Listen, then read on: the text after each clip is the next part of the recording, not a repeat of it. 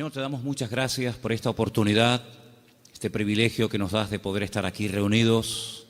Te pido, Señor, que en esta tarde tú nos dirijas y que podamos, a la luz de tu bendita palabra, Señor, aprender cosas. Abre nuestros ojos para que veamos las maravillas de tu ley. Y gracias te damos porque tú eres nuestro Maestro, que nos guías y nos diriges a la verdad.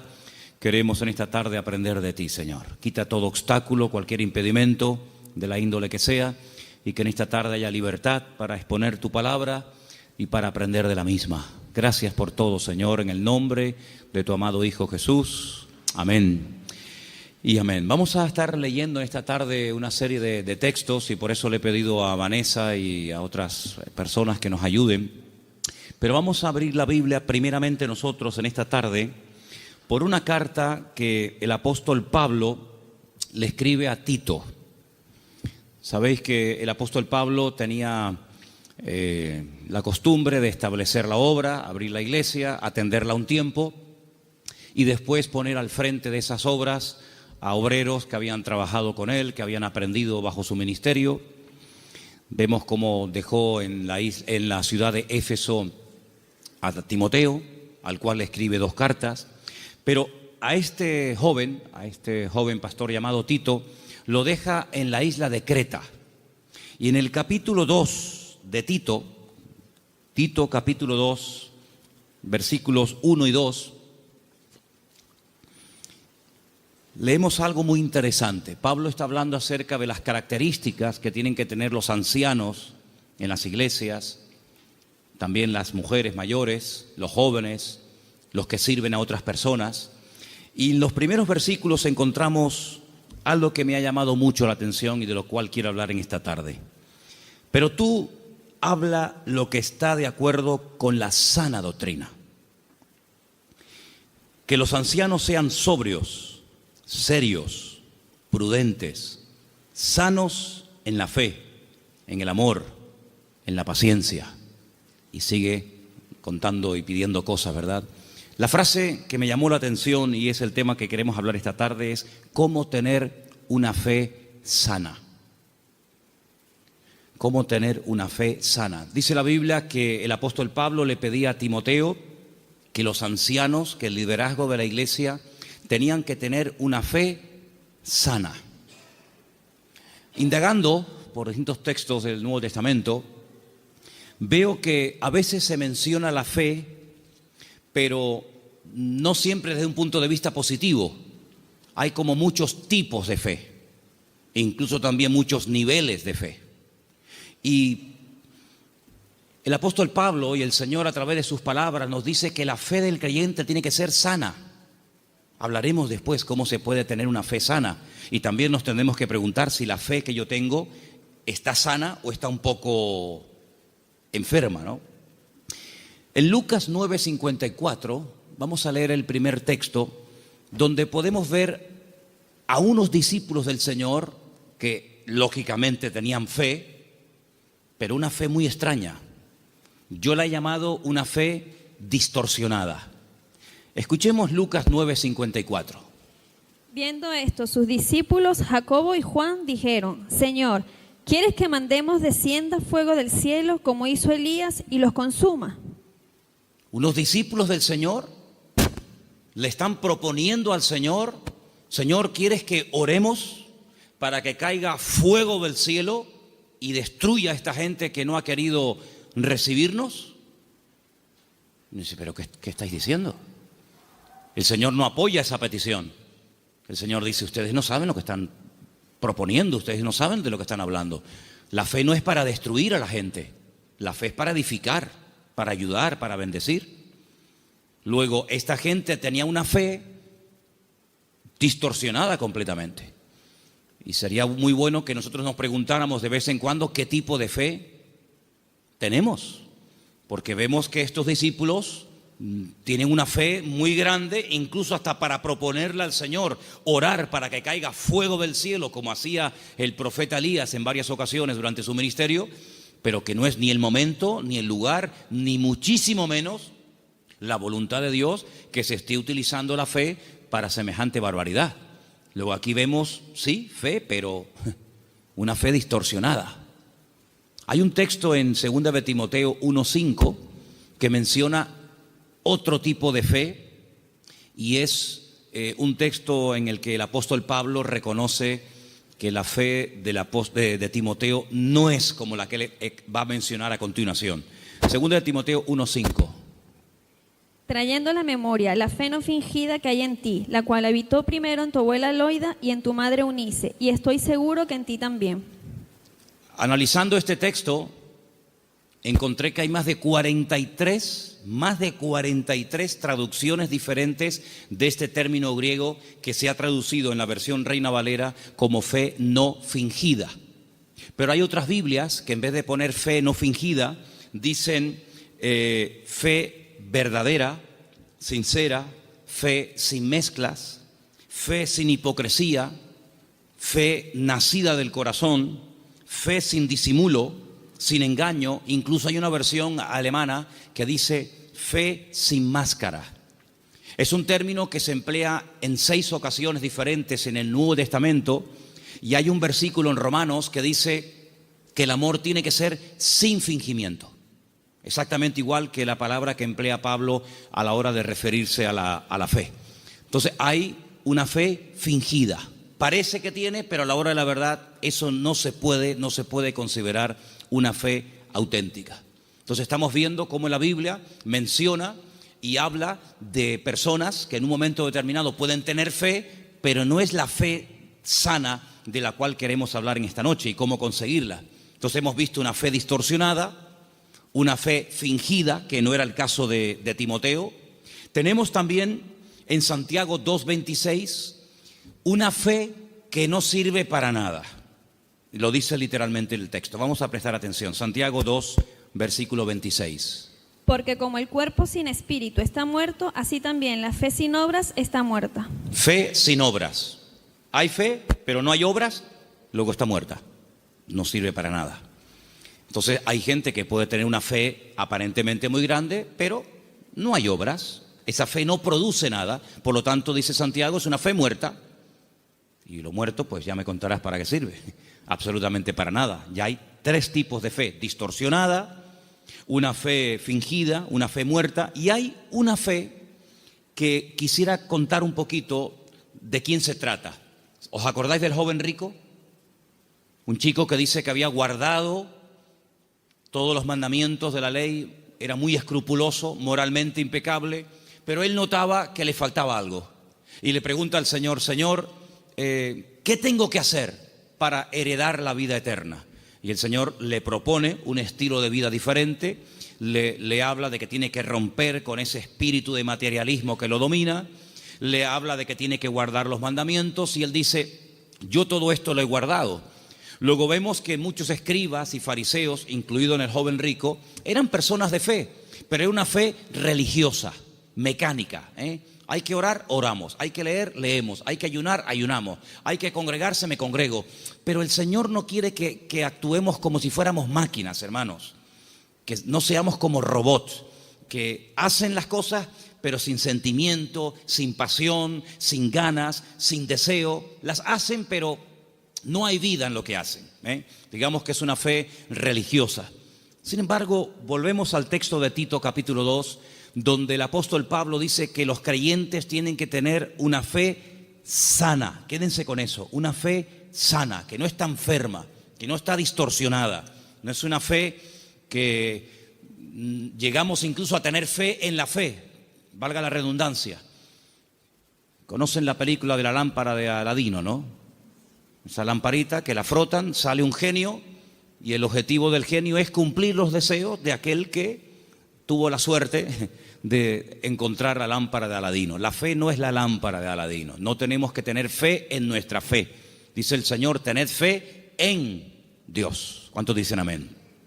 Antes de ver las características y cómo se puede tener una fe sana, quiero llevarles a Mateo capítulo 8, donde vais a ver cómo el Señor sabe perfectamente qué nivel y qué calidad de fe tenemos. En Mateo capítulo 8, a partir del versículo 5, se relata la historia de una visita de Jesús a un pueblo llamado Cafarnaún, que significa el pueblo de Naún. Y en el versículo 5 dice que Jesús entró en Capernaum y vino a él un centurión. Luego no es un judío, es un gentil. Y este centurión, que era una especie de capitán, viene rogándole y le dice: Señor, mi criado está postrado en cama, paralítico, gravemente atormentado. No es un hombre insensible, no es un hombre arrogante como la mayoría de los romanos de la época. Es un hombre que viene pidiendo ayuda. Y viene pidiendo ayuda a un judío. Luego aquí hay un acto de humildad muy grande. Y le dijo el Señor: yo iré y le sanaré. Versículo 8. Respondiendo el centurión le dijo: Señor, no soy digno de que entre bajo mi techo. Solamente di solamente la palabra y mi criado sanará. Esto es tremendo. Porque también yo soy hombre bajo autoridad y tengo bajo mis órdenes soldados. Y le digo a este: ve y va. Y le digo a otro: ven y viene. Y a mi siervo: haz esto, y lo hace. Al oírlo Jesús se maravilló y dijo a los que le seguían: de cierto os digo que ni aún en Israel he hallado tanta fe. No he encontrado a nadie en el país que tenga tanta fe como este hombre. ¿Qué fue lo que le llamó la atención al Señor Jesucristo de este hombre? Primero, la humildad con la que vino a pedir. No vino exigiendo. No vino: oye, que soy un centurión romano y me tienes que obedecer. Sino vino con humildad. Vino, dice, que rogándole. Y no vino pidiendo algo para él, sino para otra persona. Luego aquí hay una compasión. Aquí hay un amor por alguien que está sufriendo, que no es precisamente él, sino es su criado. Luego hay una cosa muy interesante en la conversación. El Señor está dispuesto a ir a la casa de un gentil. El Señor está dispuesto a ir a la casa de este hombre. Sin embargo, este hombre dice: Señor, sinceramente yo no soy digno de tenerte bajo mi techo. Pero podemos solucionarlo de otra manera. Di solamente la palabra, da solamente la orden de que mi criado sea sanado, y no hace falta ni que te desplaces, no hace falta ni que vengas. Fíjate que el hombre le pone un ejemplo al Señor. Le dice: mira, yo soy un hombre de autoridad. Yo le digo a un soldado que venga y viene, lo digo a otro que vaya o haga esto y lo hace. Por lo tanto, lo que este hombre está diciendo es: yo reconozco tu autoridad. Yo reconozco que cuando tú ordenas algo en el mundo espiritual, se cumple. Por lo tanto, como hago yo en lo natural, hazlo tú en lo espiritual. Da la orden y automáticamente mi criado sanará. Él unió el poder de la palabra, la autoridad de la palabra del Señor, con una fe bien puesta y bien depositada con humildad en el Señor. Y claro, automáticamente recibió la respuesta. Entonces el Señor dice que en todo Israel no había encontrado a nadie que tuviera tanta fe, una fe tan grande, tan firme, tan madura como la de este hombre. Luego, por la forma como habló, por la forma como pidió y se comportó, el Señor se dio cuenta de que este hombre no tenía una fe normal y corriente, sino era una fe, amigo, de categoría. Sin embargo, en el mismo Evangelio según San Mateo, un poquito más adelante, en el capítulo 14, ahora las cosas cambian. Porque en el capítulo 14, a partir del versículo 22, dice la palabra del Señor lo siguiente: Jesús enseguida hizo a sus discípulos entrar en la barca e ir delante de él a la otra tierra, a la otra ribera, entre tanto que él despedía a la multitud. Despedida la multitud, subió al monte a orar aparte, y cuando llegó la noche estaba allí solo. Y ya la barca estaba en medio del mar, azotada por las olas, porque el viento era contrario. Mas a la cuarta vigilia de la noche, como a las 3:30 de la madrugada, Jesús vino a ellos andando sobre el mar. Los discípulos, viéndole andar sobre el mar, se turbaron diciendo: un fantasma, y dieron voces de miedo. Pero enseguida Jesús les habló diciendo: tened ánimo, yo soy, no temáis. Entonces Pedro le respondió y le dijo: Señor, si tú eres, manda que yo vaya a ti sobre las aguas. Vamos a ver. Jesús le dijo: ven. Simplemente eso, ven. Él, descendiendo de la barca, andaba sobre las aguas para ir a Jesús. Pero, ay amigos, los peros. Al ver el fuerte viento tuvo miedo y, comenzando a hundirse, dio voces diciendo: Señor, sálvame. Al momento Jesús, extendiendo la mano, asió de él y le dijo: hombre de poca fe. poca fe. Capítulo 8 le dice al centurión, grande, grande es tu fe. Queda maravillado, queda impactado el Señor al ver el nivel de fe que tenía aquel hombre. Sin embargo, a este le dice, hombre de poca fe. Hay otro pasaje muy interesante en los evangelios, ustedes lo conocen perfectamente, donde Jesús está predicando en una casa. Dice la Biblia que fuera hay unos amigos de un paralítico que no pueden entrar. Conocen la historia, ¿verdad? Dice que se suben al techo, no se desaniman, no dicen, bueno, vengamos otro día, tal vez otro día ya no está. Nada los detiene, nada los frena. Descienden al paralítico entre ellos y dice la Biblia literalmente, al ver Jesús la fe de ellos. No habla de la fe del paralítico. Al ver Jesús la fe de ellos, le dijo al paralítico, y todos conocemos el resto de la historia. Luego, tal vez nosotros no podemos ver la fe, ni siquiera la nuestra, pero el Señor sabe perfectamente qué nivel de fe tenemos. La fe que tenemos que tener no es una fe cualquiera. No es esa fe que creemos que es una especie de, como dije antes, de lámpara de Aladino o de llave maestra que todo lo puede y todo lo abre. No, no. Tiene que ser una fe sana. Pero ¿cómo se llega a tener esa fe sana? ¿Cuáles son las características de una fe sana verdaderamente en el Señor? Vamos a ver la primera característica que tiene que tener una fe sana. Primera de Pedro, capítulo 1, del 3 al 9. ¿Lo tienes, Vanessa? Vamos a prestar atención a Primera de Pedro 1, del 3 al 9.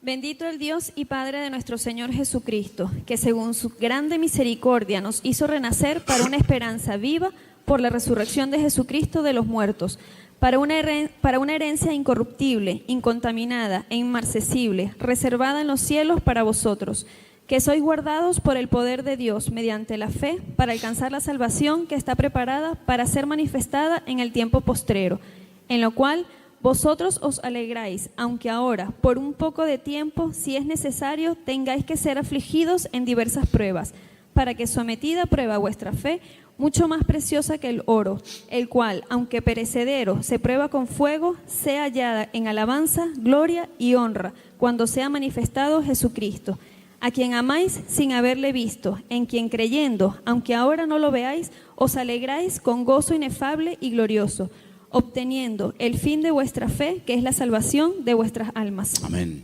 ¿Os dais cuenta? La primera característica de una fe sana es que tiene que ser probada.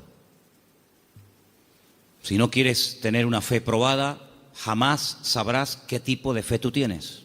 Mientras no hay problemas, no se sabe si verdaderamente tú eres una persona madura o inmadura. No se sabe. Es como cuando antiguamente te entregaban la cartilla cuando terminabas de hacer el servicio militar y te ponían comportamiento, bueno, malo, excelente, regular, lo que fuera, disposición a la hora de actuar o en fin, las distintas, digamos, no materias, sino las distintas características que se pretendía o se suponía que había en un soldado. Generalmente, a menos que fuera tiempo de guerra, el apartado del valor se dejaba en blanco, porque no hubo ocasión de mostrar el valor. La obediencia sí, la fidelidad, la puntualidad, digamos la uniformidad, pero el valor era una casilla que se dejaba en blanco. Ahora, si hay una guerra, si te tienes que jugar la vida, si tienes que salir a campo abierto, entonces se sabe si ese soldado tenía o no tenía valor. Con la fe es exactamente igual. Si no hay pruebas, pues sí, tengo fe. Pero amigo, y cuando llegaron las pruebas, ¿cómo reaccionó usted ante el primer problema que le vino después de conocer al Señor? Porque nosotros reaccionamos de una manera antes de conocer al Señor que no puede ser la misma después de conocer al Señor. ¿Cómo, por ejemplo, reaccionó Job? Job no era judío, Job era un gentil, pero tenía tan clara su confianza y su fe en el Señor que después de las pruebas aún estaba mejor que antes de las pruebas. Antes de las pruebas era un hombre rico, la vida le sonrió, tenía hijos, matrimonio que funcionaba perfectamente, aparentemente, tierras, criados, prestigio, casas, un patrimonio increíble y no había ningún problema.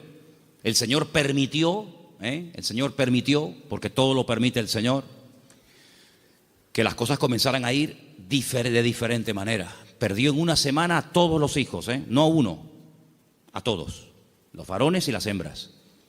Perdió todos los animales, eso era una tragedia en aquel tiempo.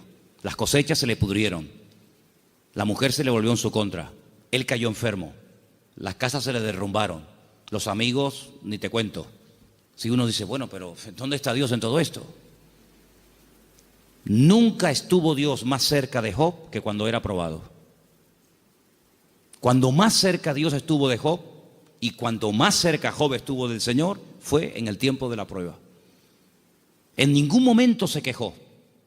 Argumentó, habló con el Señor, todo lo que tú quieras, pero en ningún momento claudicó y dijo, no merece la pena, no sirve de nada llevar una vida íntegra, llevar una vida de santidad, porque al fin y al cabo, mira, estoy pasando lo peor que los que no creen en ti, Señor. Al final, cuando termina todo aquel ciclo de pruebas tremendas, que no sabemos exactamente cuánto tiempo duró, él dice cosas tremendas. Él dice, yo de oídas te había oído, pero ahora mis ojos te ven. Ahora es cuando yo verdaderamente he conocido qué tipo de Dios, qué naturaleza es la de mi Dios. Ahora he experimentado la fidelidad de Dios. Ahora he experimentado la sanidad del Señor. Ahora he experimentado el consuelo del Señor. Y por eso, claro, él dice esa famosa leyenda, esa famosa frase, aunque Dios me mate, lo voy a seguir adorando, porque yo sé que mi Redentor está vivo. Entonces las pruebas no lo destruyeron, al contrario, lo fortalecieron de tal manera que al final él tiene que orar por los demás y nadie por él, porque solamente venían a cuestionarle, a criticarle, a poner el dedo en la llaga y bueno, a decir todo tipo de barbaridades. Por lo tanto, la fe sana, la fe verdadera, tarde o temprano, ha de ser probada. Y dice la Biblia que la actitud que tenemos que tener ante las pruebas es de gozo. No es encima, ¿sí? Encima. Tener por sumo gozo cuando os halléis en diversas pruebas, sabiendo que la prueba de vuestra fe produce paciencia. Porque una fe, para que sea sana, tiene que tener un ingrediente indispensable y es paciencia. La fe sin paciencia puede convertirse en temeridad. Y tú dices, pero la fe tiene que ir acompañada de paciencia. Hombre, claro, si no se termina convirtiendo en desesperación. No entiendo nada. Oro, pido con fe y no recibo. ¿Pero cómo es esto? Entonces, si no va acompañada del ingrediente de la paciencia, al final terminas desesperándote porque crees que no tienes fe, que has cometido un pecado, que te han hecho algo malo, etcétera, etcétera, y comenzamos a decir tonterías, y toda tontería, toda queja, todo lamento que salga de nuestros labios lo que hace es que va deteriorando, enfermando, debilitando cada vez más la fe. Y en vez de ser una fe sana, es una fe pero enferma. Entonces vemos que la característica de una fe sana es que ha sido probada por el fuego. Es interesante notar que hay un momento en el que el Señor le dice a Pedro, Pedro, Satanás ha venido para pedirme permiso porque os quiere zarandear como al trigo. Eso es una revelación de parte del Señor, porque en ningún momento encontramos en los evangelios a Satanás hablando con Cristo pidiéndole semejante cosa. Eso es una revelación que el Señor contó. En esas cosas que le ocurrían a nivel personal al Señor, dice, Él os va a zarandear como el trigo, pero yo ya he rogado previamente por ustedes para que vuestra fe no falle. Y una vez que seáis confirmados, vete y confirma a tus hermanos. En otras palabras, el Señor no descarta en ningún momento que un creyente en algún momento determinado de la vida pueda ser sacudido o pueda ser zarandeado, es decir, probado. Y entonces ahí esa fe se puede demostrar y comprobar si verdaderamente la fe que usted tiene es una fe a prueba de bombas, pues una fe que le dura hasta la primera prueba. En la parábola del sembrador, dice la Biblia que hay semillas que brotaron muy rápido. Pero dice, cuando salió el sol quemó la semilla y no dio fruto.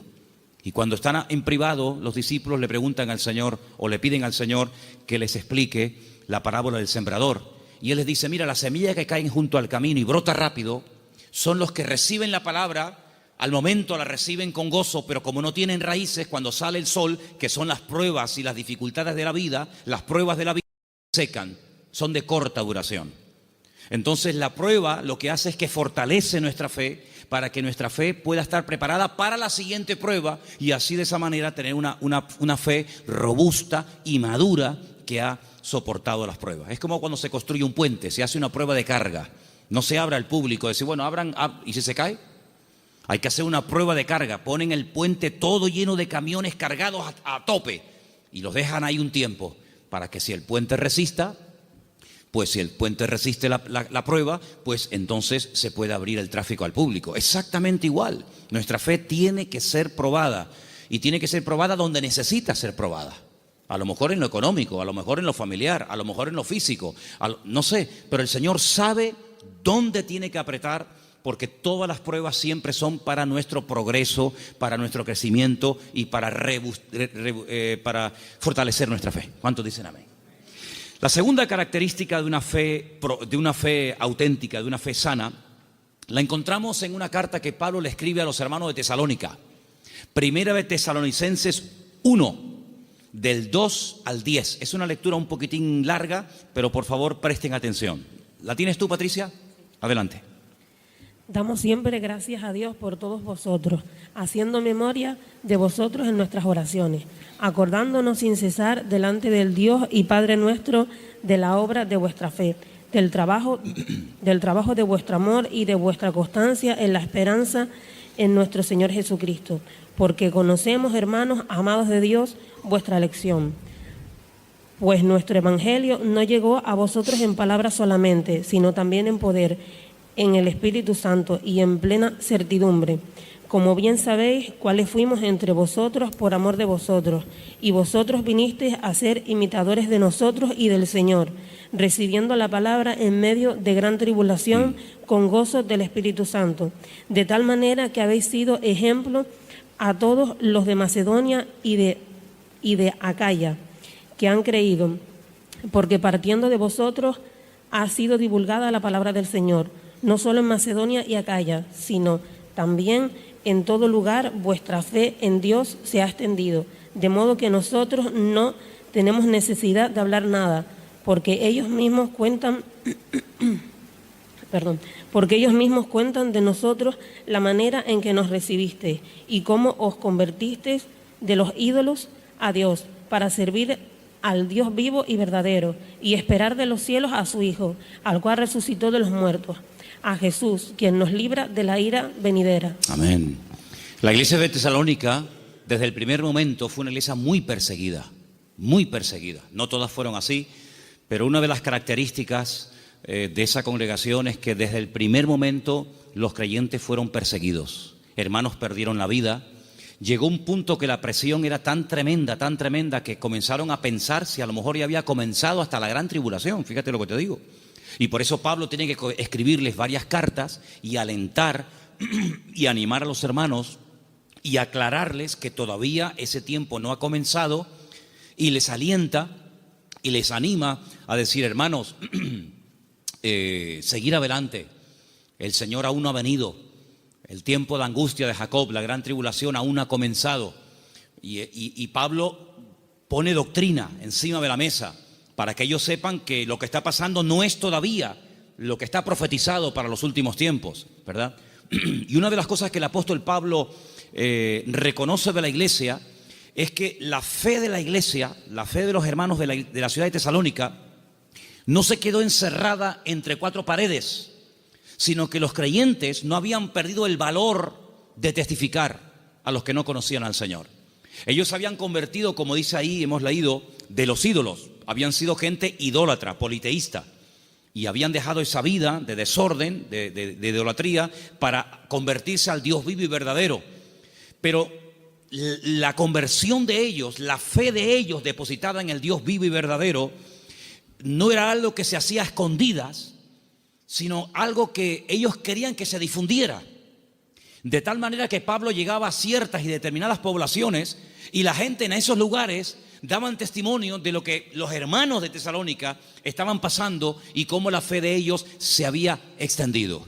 Y esto es muy importante, hermanos. Esto es muy importante porque en un momento tenemos un encuentro inicial con el Señor. Nos encontramos con el Señor, entendemos el propósito de la salvación, de la venida de Cristo.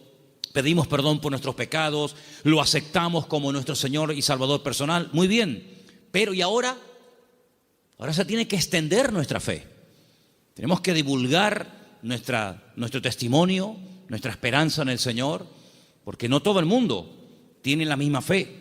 No todo el mundo ha tenido la misma experiencia que tú has tenido, y por eso es muy importante que abramos la boca para que podamos decir a la gente, oye, que hay una esperanza, que hay un remedio, como vimos el domingo, que hay un camino, una verdad y una vida. Y los tesalonicenses no dijeron, bueno, mira, vamos a quedarnos callados porque nos están maltratando, nos están matando, nos están torturando. No importa, vamos a seguir hablando, vamos a dar testimonio de la fe en nuestro Señor Jesucristo. Esa es otra característica indispensable de una fe sana, que no solamente soporta la prueba con gozo y que la utiliza como plataforma para crecer y para acercarse más al Señor, sino que además es una fe que no es muda, no es una fe invisible. Usted sabe que la tiene, pero nadie se ha enterado en la familia, nadie se ha enterado en el barrio. No, yo abro mi boca y extiendo y proclamo la fe, la obra que el Señor ha hecho en mi vida. Esa es otra característica de una fe sana. Un creyente que no testifica no es normal. No es creyente que un creyente que tiene el gozo del Señor y que ha pasado de muerte a vida, pasen los días, las semanas y se le pase la vida y no comparta su fe y su testimonio con nadie. Eso no es una fe sana, es una fe enferma. Otra característica de una fe sana, quiero leer en Santiago, voy a leer este pasaje yo, si no les importa, en capítulo 2, a partir del versículo 14, donde Santiago habla de algo muy importante relacionado con la fe. Dice, hermanos míos, Santiago 2:14, ¿de qué aprovechará si alguno dice que tiene fe y no tiene obras? ¿Podrá la fe salvarle? Si un hermano o una hermana están desnudos y tienen necesidad del alimento de cada día, y alguno de vosotros les dice, id en paz, calentaos y saciaos, pero no les dais las cosas que son necesarias para el cuerpo, ¿de qué aprovecha? No, hermanos, déjenme que diga esto. Decimos, bueno, pero ¿no es el Señor el que suple nuestras necesidades? Sí, pero muchas veces el Señor puede suplir nuestras necesidades a través de nuestros hermanos. A veces cuando veo a un señor mayor o a alguna persona en un parque, en una plaza, dándole de comer a los pajaritos o a las palomas, a mí siempre me viene a la cabeza el texto que dice, hombres de poca fe, mirad las aves del cielo que ni siembran ni hilan, ¿no las alimenta vuestro Padre Celestial? Y yo digo, fíjate, este hombre sin darse cuenta, o a lo mejor sí, no sé, está siendo el instrumento que hoy el Señor está utilizando. Él cree que le sobraban unas miguitas de pan duro y las trae al parque para entretenerse, pero él no se está dando cuenta de que ese montón de pájaros, el Señor los está alimentando a través del detalle de este hombre. Entonces puede ser que el Señor te puede utilizar a ti en un momento determinado y a través de tu vida, cubrir la necesidad, suplir la necesidad de algún hermano. Entonces dice, así también la fe, si no tiene obras, es muerta en sí misma. Una de las fe que comentamos antes. Versículo 18. Pero alguno dirá, tú tienes fe, yo tengo obras. Muéstrame tu fe sin tus obras y yo te mostraré mi fe por las obras. Tú crees que Dios es uno y bien, haces bien. También los demonios creen y tiemblan. Mas ¿quieres saber esto, hombre vano, que la fe sin obras es muerta? ¿No fue justificado por las obras nuestro padre Abraham cuando ofreció su hijo Isaac sobre el altar? ¿No ves que la fe actuó juntamente con sus obras y que la fe se perfeccionó por las obras? Y se cumplió la escritura que dice, Abraham creyó a Dios y le fue contado por justicia y fue llamado amigo de Dios. Vosotros veis pues que el hombre es justificado por las obras y no solamente por la fe. Asimismo también Rahab la ramera no fue justificada por las obras cuando recibió a los mensajeros y los envió por otro camino, porque como el cuerpo sin espíritu está muerto, así también la fe sin obras está muerta. Luego, una característica de una fe sana, que es lo que nos interesa y estamos hablando esta noche, es que es una fe que produce, una fe que hace obras. No es una fe teórica. No, yo creo pero no hago nada. No, es una fe que hace obras, ¿Cómo se sabía que Abraham tenía fe en el Señor? Bueno, pues yo estaba justamente leyendo hoy ese pasaje y dice la Biblia que este hombre viaja desde el sur de Israel, desde una ciudad llamada Beersheba, recorre todo el desierto del Negev, llega hasta el monte Moria, allí en Jerusalén, y antes de llegar deja a unos criados y le dice, bueno, guárdeme aquí el asno, el burrito, que dice, iremos, adoraremos y volveremos. Y a veces seguimos leyendo el pasaje y nos olvidamos de decir, no, espérate un momento, mira lo que acaba de decir. Iremos, adoraremos y volveremos. Pero ¿cómo dice volveremos si Abraham sabe que tiene que subir al monte Moria y sacrificar, es decir, matar a su hijo Isaac? Dirás en todo caso, volveré. La Biblia dice que Abraham tenía tanta fe en el Señor que creía que si mataba a su hijo Isaac, el Señor se lo podía resucitar y volverlo a tener con él. Y en cierto sentido, eso fue lo que pasó. No lo mató, sabemos el resto de la historia, pero él en su corazón lo había sacrificado antes de subir al monte Moria. ¿Se da cuenta? Pero la fe de Abraham no quedaba simplemente en un acto de obediencia, sino que iba mucho más allá. Bueno, yo lo mato, yo lo sacrifico porque al fin y al cabo es lo que Dios, mi Señor, me ha pedido. Pero creo que Él me lo puede dar de entre los muertos. Y es que nunca nadie había resucitado, hermanos. Él no puede decir, no, es que ya resucitó fulanito de tal. No había resucitado nadie. ¿Cómo sabía Abraham que el Señor podía resucitar muertos? Porque Abraham conocía a Dios. Y la fe auténtica, la fe sana, no es una fe ciega, no es una fe irracional, es una fe basada en hechos, en realidades. ¿Y qué mejor realidad que conocer a Dios y conocer su palabra? Yo dije en una ocasión que hubo un momento en nuestra vida en los que creímos en un Dios que prácticamente no conocíamos. Cuando nosotros la primera vez aceptamos al Señor, ¿qué sabíamos del Señor? Pues muy poca cosa. No conocemos hoy nosotros al Señor mejor que hace años atrás cuando lo conocimos o lo recibimos en nuestro corazón, ¿sí o no? Por supuesto que sí. En aquel momento fue un acto de fe. Yo necesité fe, créame, yo particularmente, yo no sé usted, pero yo necesité mucha fe porque yo no creía en Dios. No creía en Dios, sencillamente. Para mí no existía. Y yo necesité que Dios me diera fe para poder creer en Él. Pero créanme, hermanos, y lo digo con toda sinceridad, yo hoy en día no necesito fe para creer en Dios. Yo es que sé que Dios existe. La fe se necesita para creer en lo que usted tal vez no ve o no ha recibido y tiene fe de poder recibirlo. Pero yo no necesito fe para creer en mi Padre. Yo no necesito hoy por hoy fe para creer si este libro es o no es la palabra de Dios. Es que yo sé que es la palabra de Dios. Por lo tanto, la fe tiene que ir en aumento, tiene que ir creciendo, tiene que ir madurando.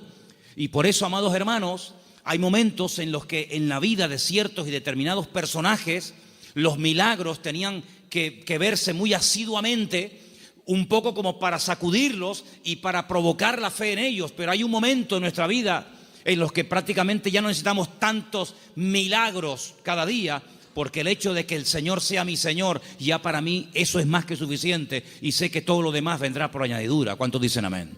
Hay gente que continuamente le pone pruebas al Señor. Señor, ¿será tu voluntad esto? Señor, ¿será tu voluntad lo otro? Señor, voy por aquí, Señor, voy por allá. Bueno, pues si constantemente le tienes que estar poniendo pruebas a tu Dios, es porque no lo conoces mucho. Porque si tú sabes que a tu marido no le gustan las lentejas, no sé si hay algún marido, perdón si alguien se sienta aludido, pero si tú sabes que a tu marido no le gustan las lentejas, no dices, se las voy a poner a ver si le gustan o no le gustan. Ya te ha dicho de todas las formas que no le pongas lentejas que no le gustan. Por lo tanto, como ya lo sé, no se las pongo. Pero yo sé que lo que le gusta es el potaje de berros. Entonces, en la medida en la que tú conoces a tu marido, a tu esposa o a tu hijo, a quien sea, tú te comportas de una forma diferente con él o con ella, ¿sí o no? En la medida en que tú conoces a Dios, yo no tengo que decirle a Dios, Señor, ¿se puede hacer esto o no se puede hacer? Voy a poner un papelito con un sí y con un no. Soplo y el que se quede en la mesa, no hace falta jugar a eso, porque yo ya conozco a mi Dios y yo sé lo que le gusta y lo que no le gusta. Leía en el día de ayer algo tremendamente interesante. Dice Pablo, es que la ley no fue dada para el justo. La ley fue dada para el homicida. La ley fue dada para el que no conocía a Dios y tienes que decirle todo, le tienes que contar todo. Pero José nunca leyó la Biblia.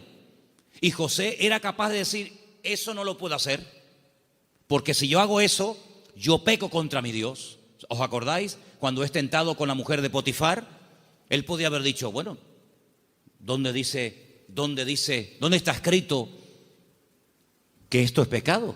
No estaba escrito por ninguna parte, pero es que él conocía a Dios. Y cuando una persona conoce a Dios, aunque no tenga mucho conocimiento de la Biblia, conoce más del Dios de la Biblia que de la Biblia del Señor y sabe perfectamente discernir y dice, esto no es de Dios, esto no es del Señor. Porque el que conoce al Señor, dice la Biblia, hay un texto muy bonito que dice, el pueblo que conoce a su Dios se esforzará. Y nosotros, amados, queridos hermanos, no dejamos de pecar por miedo al castigo, sino no pecamos por temor a Dios, por respeto al Señor, que es muy diferente. Amén. Otra característica de una fe madura, tal vez le puede sorprender esta frase, es que no tiene miedo a las aventuras. En Génesis capítulo 12, quiero que vean este pasaje conmigo. Génesis capítulo 12, versículo 1. Hay una palabra aquí muy bonita que la hemos leído en muchas ocasiones. Dicen que el padre de Abraham era, ¿cómo se llamaba el padre de Abraham? Hola.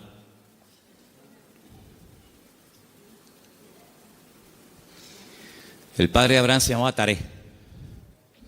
Y cuenta la leyenda que el padre de Abraham, Taré, podía ser una persona muy importante en el ejército de Nimrod.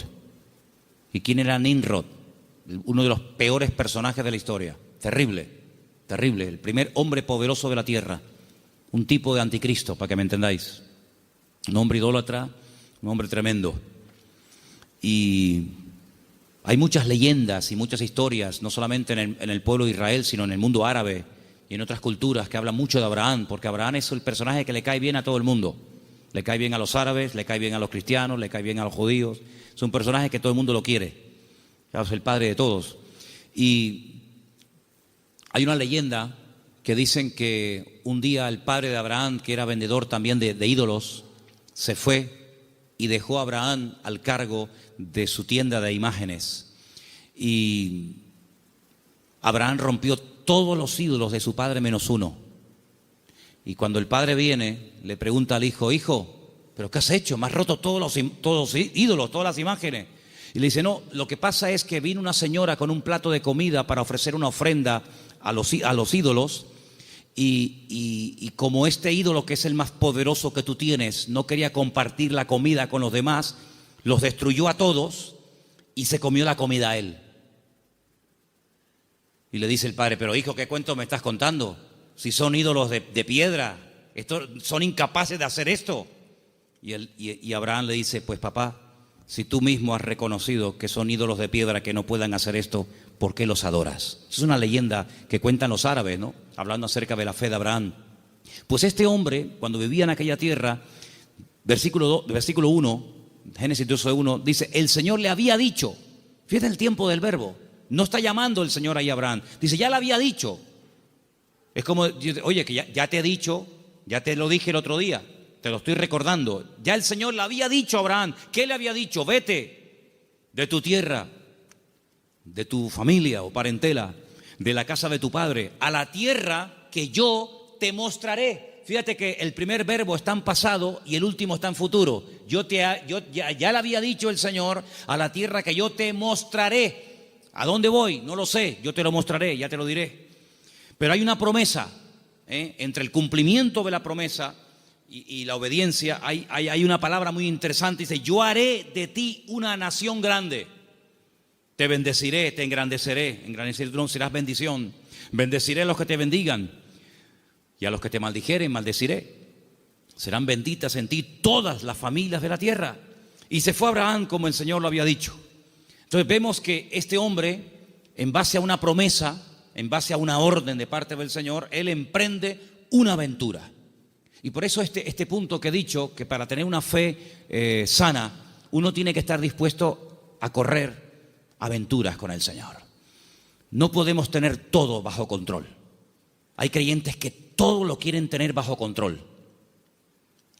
Y eso es totalmente imposible. Quiero tener bajo control las facturas, lo que tengo que pagar, lo que tengo que hacer, lo que tengo que decir. Tengo que tener... Hermano, en la vida de un creyente verdadero, tienes que dejar una puerta abierta a la vida de fe, a una vida de aventura.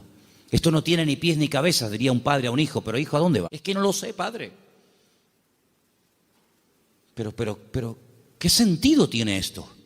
Yo leía hoy una frase en un libro que la tengo por aquí apuntada y me llamó mucho la atención y la quiero compartir con ustedes. Y la frase que leía dice: lo que nosotros llamamos seguridad muchas veces no es más que un freno para una vida de fe.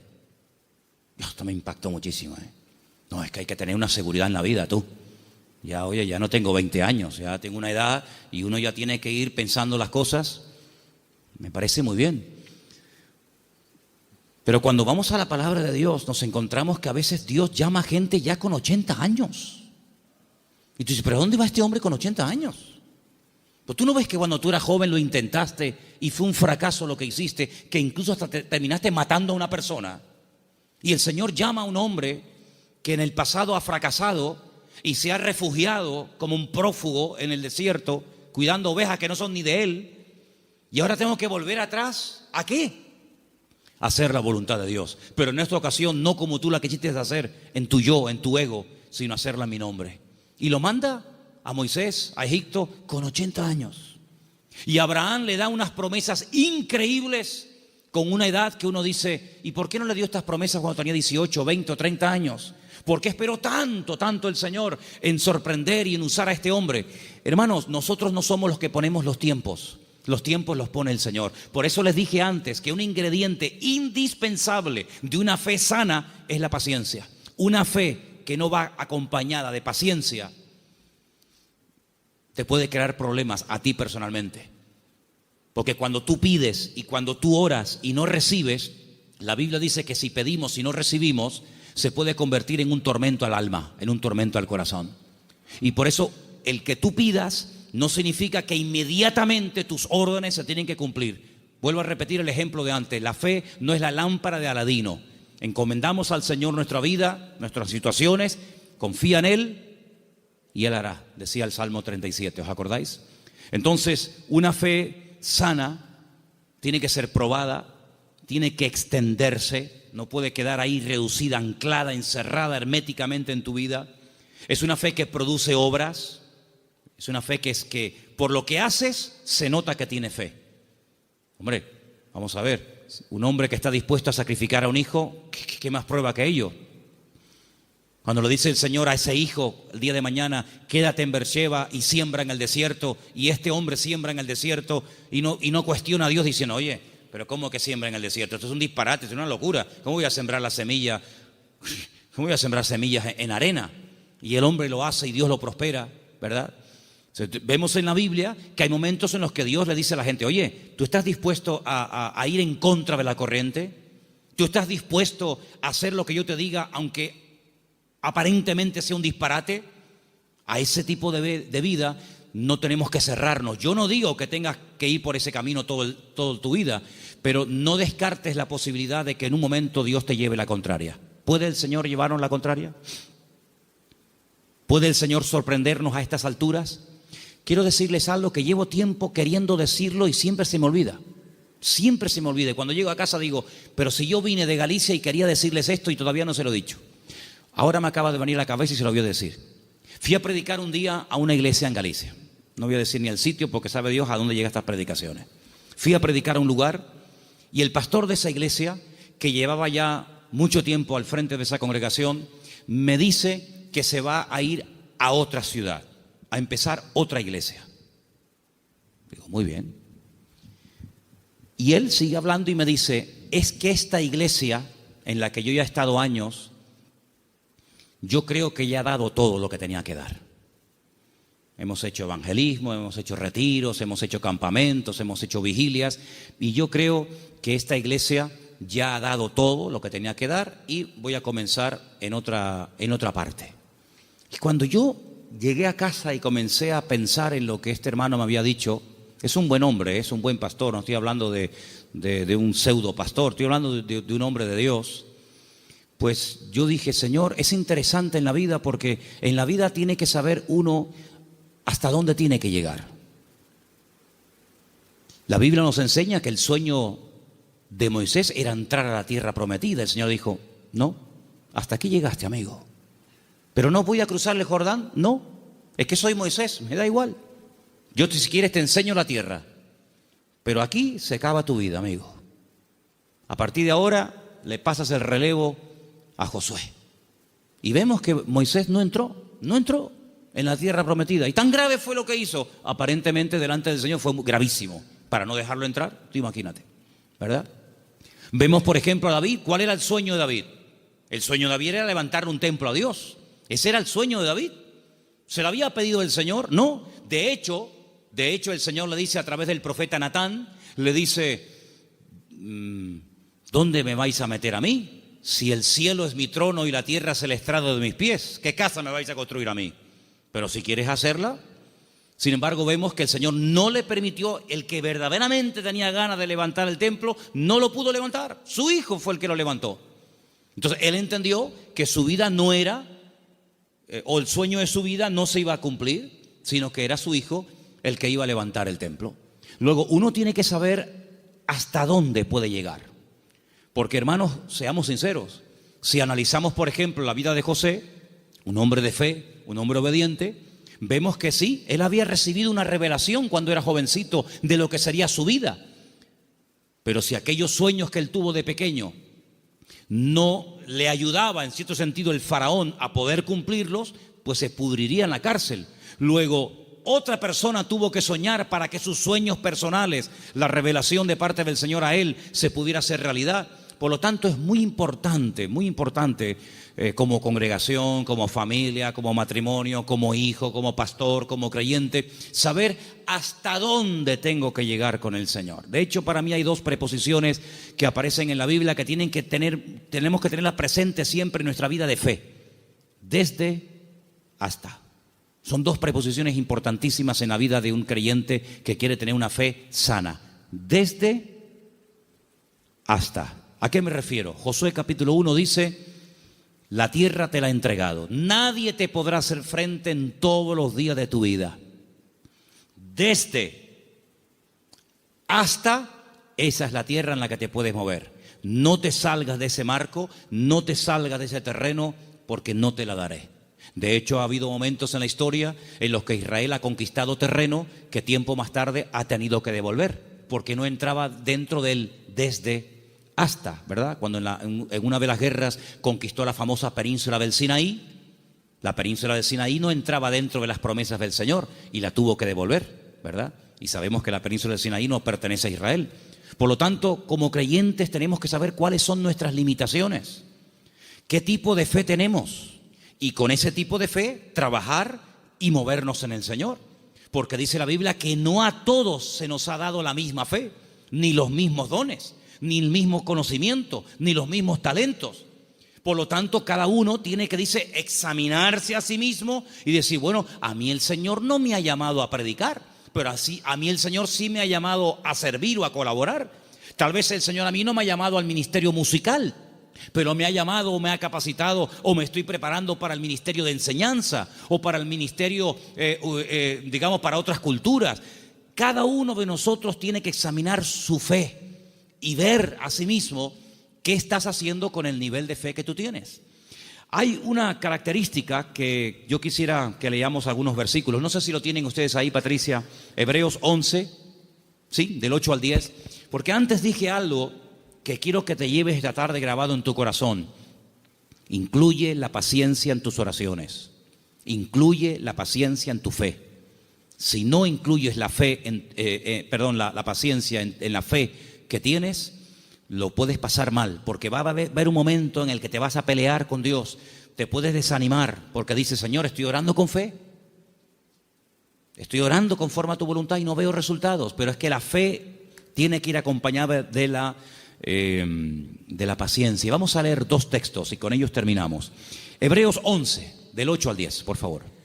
Por la fe, Abraham, siendo llamado, obedeció para salir al lugar que había de recibir como herencia, y salió sin saber a dónde iba.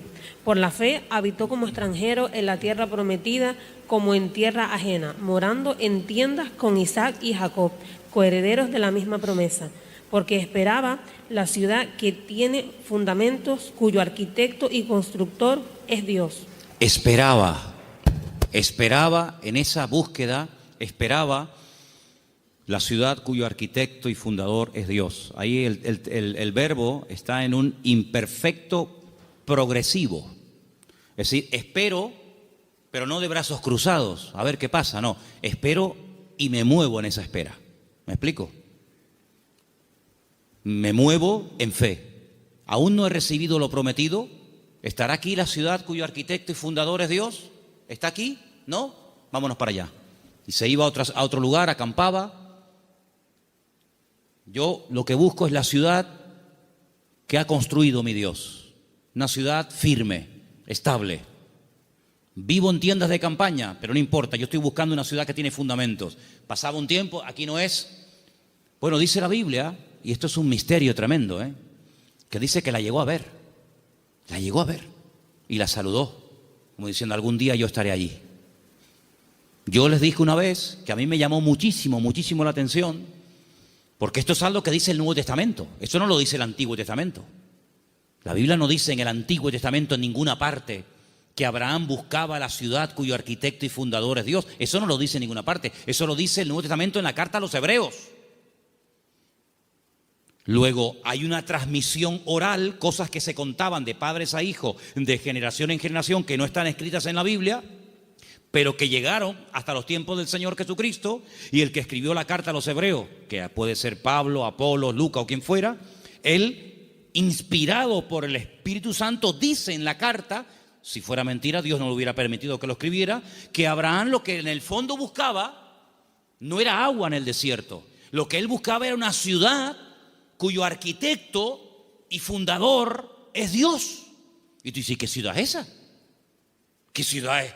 ¿Una ciudad que ha hecho Dios? Bueno, yo solamente conozco una. ¿Cuál es? Pues la Nueva Jerusalén, ¿sí o no? No hay otra. Bueno, pues cuando hemos ido muchas veces a Israel, en el famoso Museo del Templo, pues resulta que al principio ustedes saben que hay unas habitaciones que te van explicando la historia de la Biblia con unos cuadros gigantes, unos cuadros enormes. No dejan sacar fotografías, no dejan hacer películas, pero bueno, yo lo tengo aquí grabado en mi cabeza. Y hay un cuadro enorme que yo me quedé mirando, digo, esto es increíble, Se ve. Son allá, claro, ya Isaac no era un niñito de 4, Isaac tenía entre 35 y 40 años cuando va al monte Moria con su padre. Algunas veces la gente se imagina que ven mi niño, ven bonito, ven, ponte aquí. No, Isaac era un hombre ya hecho y derecho. Y lo pone sobre el altar.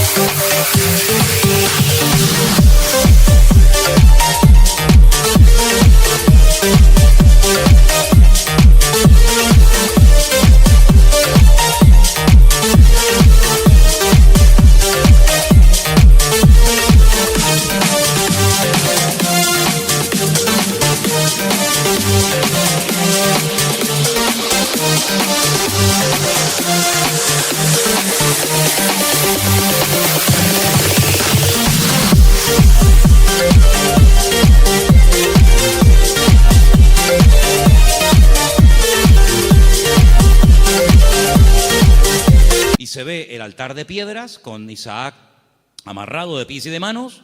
En el fondo se ve unas zarzas con un carnero allí enroscado. Se ve a Abraham con el puñal en alto, pero él está mirando al cielo, y es a lo que voy, y se ve en el cielo el templo de Jerusalén, todo como si fuera de oro, se ve el templo, y Abraham mirando el templo de Jerusalén. Por eso los judíos dicen que lo que Abraham vio en el monte Moriah fue el futuro templo de Jerusalén, y ese es el monte donde se construyó el templo de Jerusalén. Y yo, cuando miraba aquello, digo, pero si los judíos no leen el Nuevo Testamento, si los judíos tienen prohibido leer el Nuevo Testamento, ¿cómo saben ellos que Abraham allí en aquel sitio, según la versión judía, él vio el templo de Jerusalén? Y yo en el Nuevo Testamento veo que Abraham lo que vio fue la nueva Jerusalén. Bueno, algo se tuvo que transmitir a lo largo de la historia, de boca en boca, ¿verdad?, de generación en generación, que llegó hasta los tiempos de la carta de los Hebreos, donde vemos que Abraham vio algo y dice que la vio. Entonces, amados hermanos, el nivel de fe de Abraham era algo tan espectacular que ¿cómo va a tener el temor de sacrificar a un hijo cuando sabe que Dios se lo puede resucitar? ¿Cómo va a tener el temor de dejar la herencia de su padre y quedar totalmente desheredado a la hora de salir del hogar cuando él sabe perfectamente lo que Dios le está prometiendo? La fe no tiene lugar a la duda, la fe es certeza, la fe es convicción. Ahora, si yo tengo un buen trabajo, pongamos un ejemplo sencillo de entender. Si yo tengo un buen trabajo, gano bien, estoy contratado fijo, tengo mis pagas, ya tengo una antigüedad, etcétera, etcétera, me va bien, me encuentro a gusto, y de repente me ofrecen otro trabajo, una de dos: o el que me ofrecen tiene que ser 1000 veces mejor que el que tengo, o no tiene ningún sentido que yo deje este buen trabajo por un trabajo que en el fondo no sé si me van a pagar, si no me van a pagar, si tienen solvencia, si no tienen solvencia, si estos van serios, si estos van broma. ¿Tú sabes lo que significó dejar todo? Papá, que me voy. ¿Pero te vas a dónde? No sé. ¿Y por qué? Es que Dios me llamó. ¿Pero qué Dios te llamó? Era una aventura, era un disparate. Pero un disparate para el hombre que tiene una fe enferma. Un disparate para el hombre que se pone encima de una mesa y empieza a sacar cálculos y saca la calculadora y dice: esto es un disparate, esto no va a funcionar bien, esto no tiene ni pies ni cabeza. Para el hombre natural, dice la Biblia, que las cosas de Dios son un disparate, son locura. Pero para el hombre que tiene el Espíritu de Dios, dice que la fe te permite, hay distintos niveles, ¿verdad?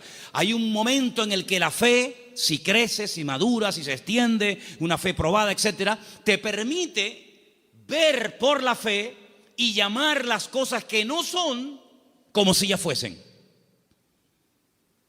Tú imagínate que yo mañana llego aquí y les digo: hermano, a partir de ahora me llamo Daniel, ya no me llamo Manolo.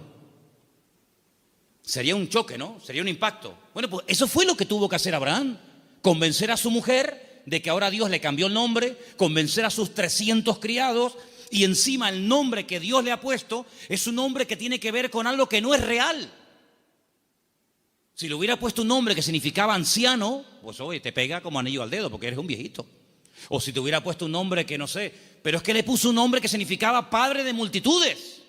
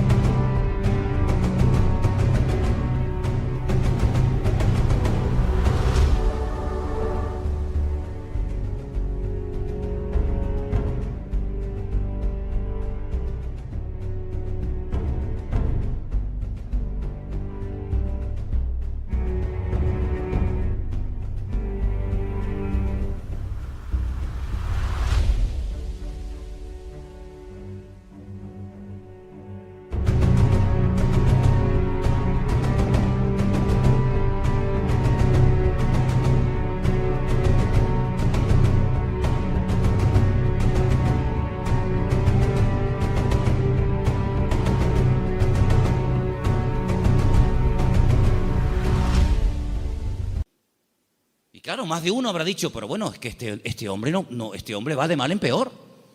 Se pone un nombre que no tiene nada que ver con la realidad, pero es que la fe te permite estar por encima de lo que llamamos realidad. Porque yo pregunto, ¿la realidad cuál es? ¿La que vivimos o la que Dios quiere que vivamos? Porque la Biblia dice que la vida es sombra, y la sombra no es la realidad. La sombra proyecta una realidad. Y la Biblia dice que vivimos en un mundo que es de sombra. Sin embargo, cuando conocemos a Dios, nos damos cuenta que la sombra de Dios, para que nos entendamos, se proyecta muchas veces en lo que nosotros llamamos realidad, pero que realmente la realidad no es lo que vemos, sino lo que no vemos. Porque dice la Biblia que las cosas que vemos son temporales, pero las que no vemos son eternas. Y la Biblia dice, hay una promesa, que el justo, por la fe, vivirá. Pero en el texto original hebreo no aparece el verbo vivir, sino aparece el verbo ser. El texto dice, el justo por la fe existirá. Porque una cosa es vivir y otra cosa es existir. La existencia la da el Señor. Y cuando nosotros conocemos a Dios, comenzamos a descubrir que la vida que muchas veces nosotros llamamos seguridad no es más que un freno y un impedimento para ver la grandeza y descubrir el poder de nuestro Dios. Por eso quiero terminar recordando las 5 características de una fe sana. Preguntémonos si las tenemos. La fe sana tiene que ser tarde o temprano probada. Una prueba que no duele no es prueba. Una prueba que no afecta en algún momento determinado tu estado de ánimo, pues no es prueba ni a nada. Dije hace tiempo que una característica de que estás siendo probado es que no entiendes nada. Si entiendes, no te estás probando el Señor. Si lo entiendes, no es una prueba. Una característica de que estoy siendo probado es que no entiendo lo que me está pasando. Eso es una prueba. La segunda característica es que es una fe que se extiende. No es una fe hermética encerrada en sí misma. Es una fe que actúa, que hace obras. Y por la forma como actúa, te das cuenta de que detrás de esa actuación hay una fe. Hay una frase que leí esta semana, que también la tengo apuntada aquí, que dice: todo esfuerzo realizado siempre obtiene resultados. Es buenísima, no me digan, ¿eh? Todo esfuerzo realizado siempre obtiene resultados. Tú te esfuerzas por el Señor, ¿verdad? Tú ejercitas la fe y automáticamente Dios lo premia. Tercera o cuarta característica, que la fe sana tiene que ir acompañada de paciencia. Dice la Biblia que Abraham esperaba pacientemente. Y finalmente la fe sana está dispuesta a la aventura. En Hebreos 10, del 12 al 13, quiero que lo leamos todos juntos, por favor. Hebreos capítulo 10, Hebreos 10 del 12 al 13. Hay unos versículos muy interesantes que los he dejado para el final, para que medites en ellos y te los lleves esta noche en tu corazón. Repito, Hebreos capítulo 10, del 12 al 13. ¿Lo tienen, hermanos? Bueno, creo que lo estamos poniendo ahí, ¿no? Perfecto. Léelo conmigo. Pero Cristo, habiendo ofrecido una vez para siempre un solo sacrificio por los pecados, se ha sentado a la diestra de Dios. Versículo 13. De ahí en adelante, esperando hasta que sus enemigos sean puestos por estrado de sus pies. Esperando. Es la misma palabra que aparece cuando dice que Abraham esperaba la ciudad cuyo arquitecto y fundador es Dios. Ahora fíjate esto. Cristo muere, cumple todo lo que tiene que cumplir, derrama su sangre, resucita al tercer día, asciende a la gloria, se sienta a la diestra de Dios Padre. Y yo pregunto, ¿y ahora qué? Lo hemos leído esta noche. Él está esperando que todos y cada uno de sus enemigos sean sometidos y puestos bajo la planta de sus pies. Si mi Señor, después de todo lo que hizo, su muerte, su resurrección, la victoria sobre el pecado, sobre el diablo, etcétera, si Él, después de todo ese tremendo sacrificio, está esperando sentado a la diestra de Dios Padre, ¿por qué a nosotros a veces nos cuesta tanto esperar una oración que la hicimos la semana pasada y queremos que ahora nos responda el Señor? ¿Cuánto tiempo lleva esperando el Señor Jesucristo? Bueno, en números redondos, 2000 años. Porque aún hay enemigos que no están sometidos. Dice que el último, un día si quieren podemos hacer la lista de los enemigos que tienen que ser dominados y controlados y sometidos a la planta de los pies del Señor. Dice que el último, después de haber superado todo, el último enemigo que será superado y vencido para siempre será la muerte. De momento la muerte no ha sido vencida en el sentido de que todavía los seres humanos siguen muriendo, incluidos los cristianos. Y dice la Biblia que algún día la muerte no existirá más. Llegará un momento en el que la muerte, llegó tu muerte, hasta aquí llegaste, amiga. Por lo tanto, si el Señor está esperando, imitemos al Señor. Él ora, Él intercede. Hay oraciones que el Señor Jesucristo le hizo al Padre cuando subió a la diestra, y una de ellas fue: Padre, envíales el Consolador. No dijo Él: yo rogaré al Padre para que os envíe otro Consolador, para que esté con vosotros para siempre. ¿Lo habéis leído, sí o no? Esa oración fue contestada en pocos días. Asciende, el Señor Jesucristo le pide al Padre que envíe el Espíritu Santo a los que quedaron en la tierra, lo envía, pero hay otras muchas cosas que aún todavía el Señor está esperando que se solucionen, que se venzan, y después vendrá el Señor. Por lo tanto, vemos que la fe tiene que aprender a esperar. No solamente tiene que tener la confianza y la perseverancia, sino que una fe sana es una fe que sabe esperar. Pero no es una espera en vano, no es una espera inútil, es una espera que merece la pena, porque merece la pena esperar en el Señor. ¿Cuántos dicen amén? Cierra tus ojos en esta noche y pidámosle al Señor: si mi fe está distorsionada, si mi fe está muerta, si mi fe no produce, si mi fe está estancada, Señor, sáname la fe. Que mi fe no sea una fe enferma, sino una fe viva, una fe robusta, madura. En otras palabras, una fe sana, aleluya. Que sea una bendición para mi vida y para los que me rodean. Una fe contagiosa, una fe que trae ánimo, una fe que trae fortaleza al espíritu. Una fe que me ayuda a superar los traumas, los problemas, las tristezas, las amarguras, las pérdidas. Una fe que me ayuda a llamar las cosas que no son como si ya las estuviera teniendo ahora mismo y disfrutando de ellas. Llama las cosas que no son como si ya fuesen. Di: Señor, gracias porque la bendición ya la tengo conmigo. Gracias, Señor, porque el gozo, la paz, la sanidad, ese trabajo, ese hijo, esa situación la veo resuelta. Pero la fe tiene que aprender a esperar. Como tú estás esperando a la diestra del Padre, yo quiero esperar pacientemente. Esperé en el Señor. Y te pedimos en esta noche, Señor, que esta fe, que es la meta de todos y cada uno de los creyentes, de tus hijos, sea una realidad en nuestra vida. Ayúdanos a trabajar esta fe que tú un día depositaste en nuestros corazones. Que el mundo no la apague, que las circunstancias de la vida no la debiliten ni la enfermen, sino que la fe nos permita estar firmes, porque tu palabra dice que nuestra fe ha vencido al mundo. Aleluya. Señor, si nuestra fe en algún momento no ha estado como tenía que estar, si no estamos verdaderamente echando mano y utilizando esta fe, te pedimos que tú nos sacudas y nos despiertes para que esta fe, Señor, verdaderamente sea una fe poderosa. Una fe que obtenga lo imposible y una fe que me permita vivir en victoria y bendecido todos los días de mi vida hasta que tú regreses, Señor. Gracias te doy, Señor, por este don, por este regalo maravilloso que tú has puesto en mi vida. Bendecimos y glorificamos tu nombre en esta noche, en el nombre bendito de Jesús. Amén y amén.